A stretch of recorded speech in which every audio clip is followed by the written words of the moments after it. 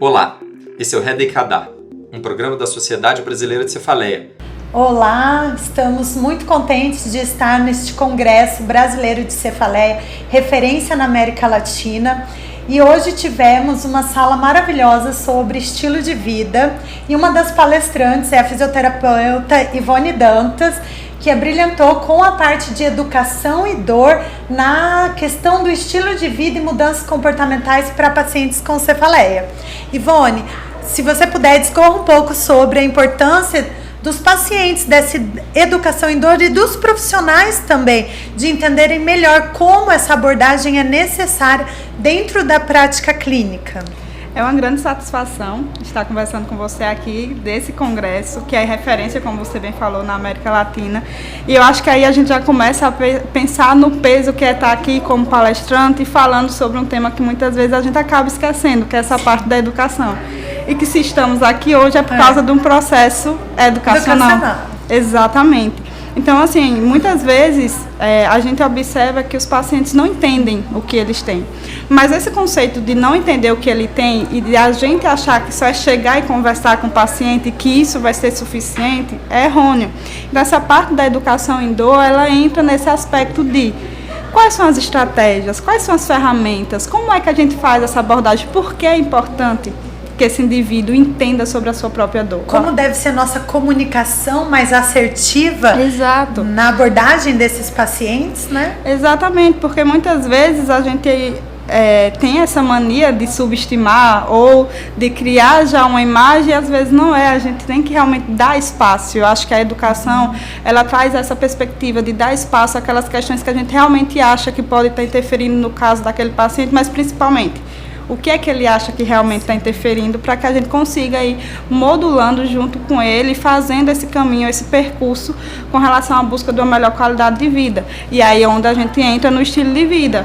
Sim. Que é esses pilares, que é o pilar da nutrição, do sono, do manejo do estresse, evitar o que está atividade física. Muitas vezes tudo isso está ali desnivelado, ou a pessoa não está conseguindo fazer, ou não entende que aquilo impacta, inclusive, no tratamento. Então, por isso que é tão importante a gente falar sobre isso e a gente utilizar essas estratégias para ir conseguindo modificar aqueles aspectos que são os aspectos que estão impactando mais naquele quadro do paciente. Perfeito. Sabe o que me chamou muito a atenção? Quando você trouxe a questão da diferença da educação terapêutica pela neurociência e a educação em dor, né? Que muitas vezes nós entendemos que é importante saber a biologia, a fisiologia, mas talvez passar isso para o paciente não é tão necessário. Você pode gerar até, né, aumento de catastrofização, cefalgia, fobia. E como é importante a gente adequar a educação em dor com metáforas, com exemplos práticos da vida dele, entendendo a história dele, para que ele compreenda melhor a abordagem terapêutica. Exatamente. Quando a gente pensa nessas... Eu gosto sempre de começar por conceitos. Sim. Não sei se você é assim também, quando vai dar alguma aula, alguma palestra, mas eu acho que quando a gente volta no conceito, a gente consegue entender, explicar melhor e ver que muitas vezes, inclusive, tem uma confusão na literatura. Com certeza. Com relação a essas terminologias. Então, a gente pega a terminologia de educação em neurociência da dor e acha que é educação em dor, ou que é educação em saúde, e são coisas distintas. Sim. Então, a educação em dor é ensinar, estar junto com o paciente, entender sobre esse processo da cronificação da doença e o que é que pode ser modificado. E a educação em neurociência da dor está dentro da educação em dor. Então, é uma das abordagens que a gente pode utilizar. Mas será que é realmente necessário entender sobre motoneurônio? Às vezes não.